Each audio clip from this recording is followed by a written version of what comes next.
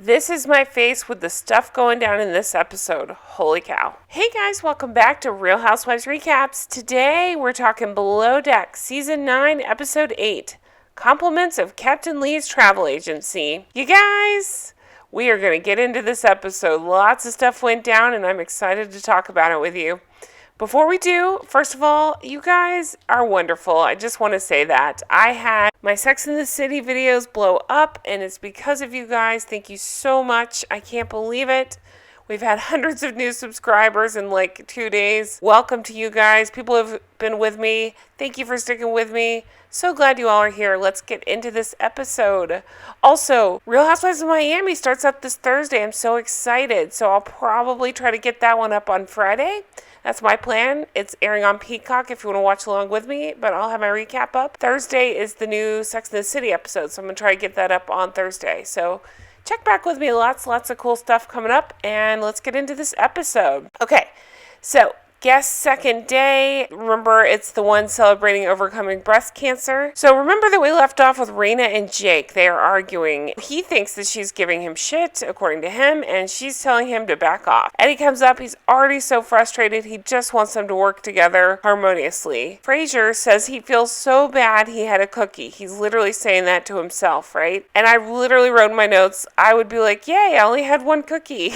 Rachel is preparing Greek food. They're going to be having a toga party. So Jake and Eddie go to talk, right? Jake is telling Eddie that Rayna's giving him shit over everything. He's over it. And at the same time, of course, Rayna walks by and hears it. Heather has Fraser on housekeeping and Jessica on guest services. We'll see how that goes. I gotta give Wes my MVP award. And I know he messes up later, but right now I really like him.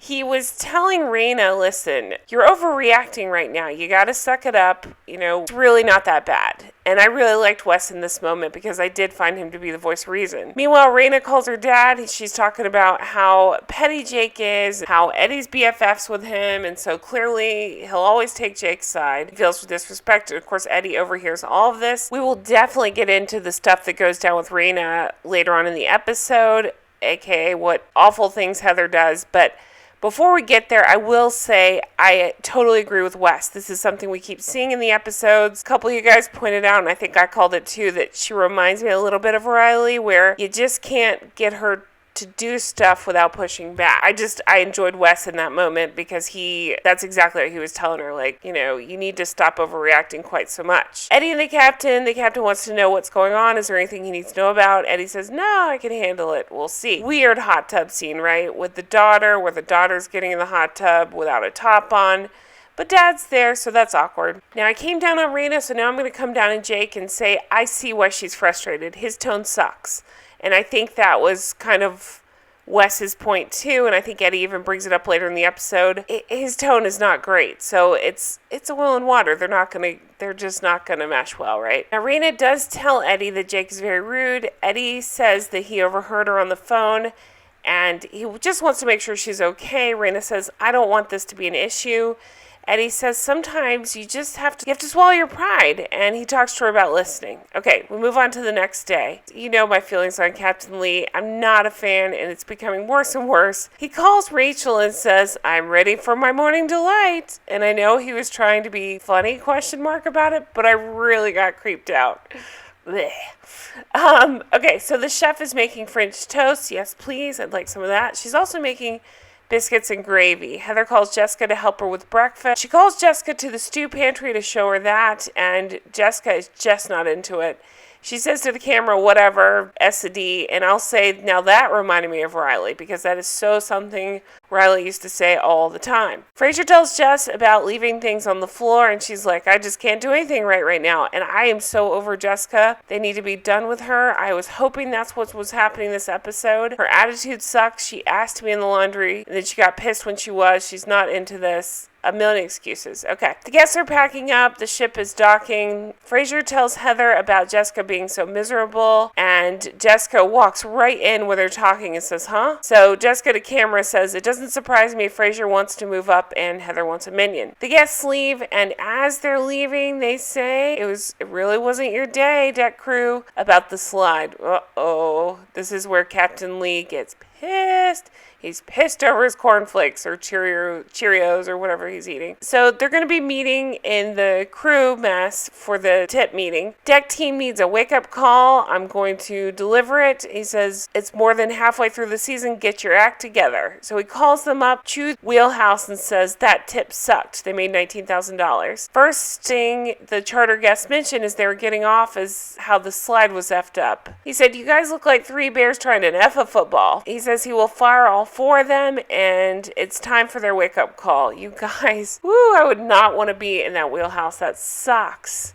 So no more second chances. Eddie's upset. He feels like he's let the captain down. This is the face we kept getting from the captain. So we go over to Heather and Fraser. They're talking about what a good time they have together. I'm going to go ahead and say, and if you don't want to know spoilers, you don't know what's going to happen, because I don't know spoilers, but I will say, do you remember on Watch What Happened Live, Andy was talking to Fraser and Rayna on the episode. It was one of the early ones in the season, and he said Heather sucks and she doesn't do stuff. So I keep waiting. This is what we're coming up on the end of this episode is terrible. So I'm guessing this is the beginning of the end for her. That's just my guess. I don't know. So it's the end of the shifts. Everybody's knocking off. We see Rayna is still upset about her day, and she's trying not to dwell on things. We see Heather saying, I'm going to have a great night, dancing around. Just you wait on that. So everybody gets on this boat to ride over to this beach club where they're having painkillers. I feel like I've seen that on other reality shows. It never goes well when they drink those.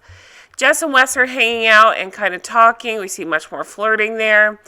The rest of the crew seems to be watching them flirt. Eddie says that Wes has so much to learn in his flirting. And I'm thinking, Eddie, we've seen your track record.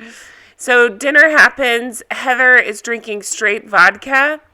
Jake says that his food is effing slutty, which was really funny. He hands, I think, Eddie a bite and says, this is slutty, try it. Eddie brings up the slide and says that they're going to be putting it up and down tomorrow to make sure that they get it right. Jake gets Heather to cuddle with him, and she says, your fiance would kill you, and she says she has a boyfriend. So we found out since then on Watch What Happens Live, she and the boyfriend have since split. She thinks Jake is cute, and she says if he wasn't taken, or if she wasn't taken, then a mustache ride sounds nice. Okay, Rayna asks about the bathroom. Heather says, Ray, I'm going to come pee. So meanwhile, we go over to Jessica. We reveal that she's been single for 3 years now. She said she kept feeling like Wes is going to kiss her. He felt like he was waiting on Jess to make a move. And I'm like, Wes, you're so good looking. What are you doing? Just make a move. What's happening? She seems to be into it. Make a move. Okay, this is where things get crazy. So as Rayna and Heather are walking out of the bathroom back to the group, Rayna says a word. Heather repeats the word. It's a word Heather should never say. Heather then goes looking for her purse, and Rayna is pissed about what just happened. I will say, Rayna handles it nicer than she needed to be. What Heather did was unacceptable. It was hard and painful to watch. I really felt for Rayna, and I thought she showed a lot of maturity in this instance, because she could have lost it, rightly so, and she didn't. She handled it, and she did, good for Rayna. Heather sucks. Okay.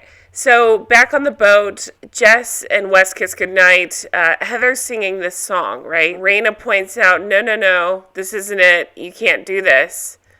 This is what you said before. And Jake's like, no one said it.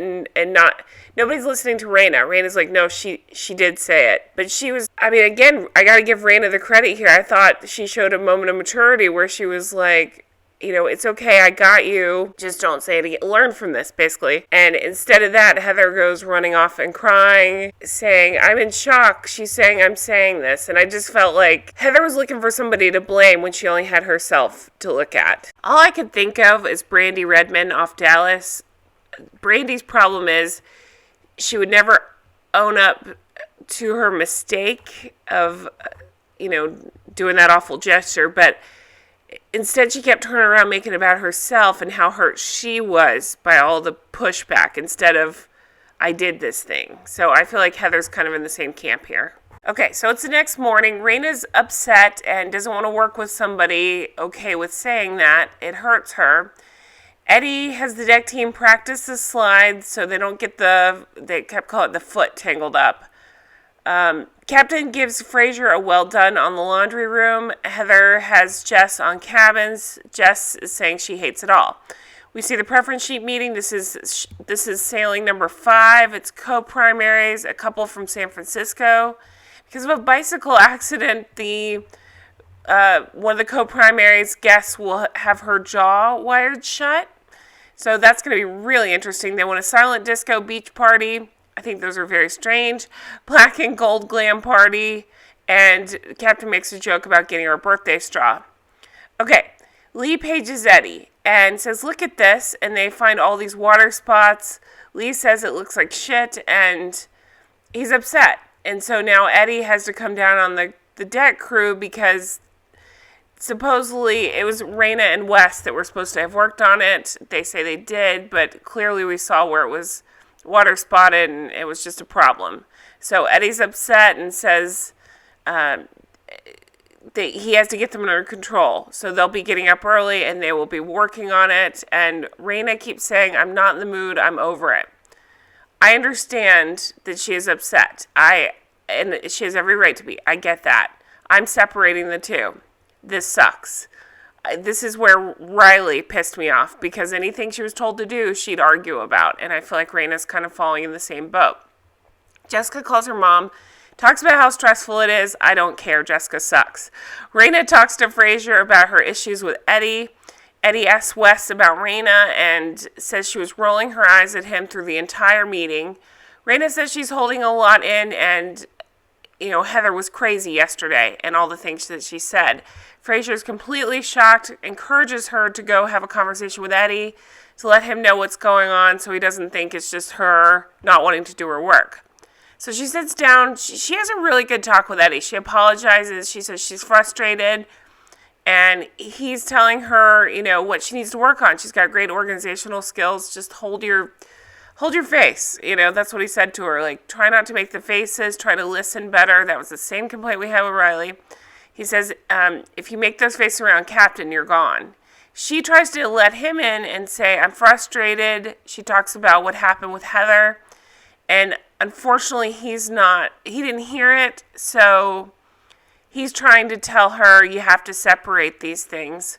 Her point is, how do you separate these things? So she goes back to her cabin and she's saying to herself, he just doesn't understand. And that's how the episode ends. Very curious to see what's going to happen. If the captain's going to get involved, what's going to happen with Heather. What a crazy episode, right? We see a flash to next time. The lady with her jaw wired shut. I don't know why that's so funny to me, but it is. Why go on a cruise at that point? Rachel's having a meltdown. Sounds like everything's going wrong in the kitchen. A guest is talking to some sort of broom. Okay. Jessica asks Heather for a chat, and we see a jet ski floating out to sea. So I'm sure that Captain will have lots to say about that. The deck team's already on thin ice, so that's not going to put things on the right foot. And that's it for the episode, you guys. What do you think of the season? What are your thoughts on this episode and what all transpired? What are your thoughts on just all of it? Just let me know in the comments. I'm very curious. Check back with me. I'll be covering Real Housewives of Miami. That airs on Thursday, so I'm going to try to put it up on Friday because Sex and the City also airs on Thursday. I'll probably get that one up on Thursday. That's my plan. We'll see how it goes. Thank you guys for everything, for all the love and support. I appreciate that so much. I hope you guys have a wonderful day, and I will talk to you guys again soon. Take care. Bye-bye.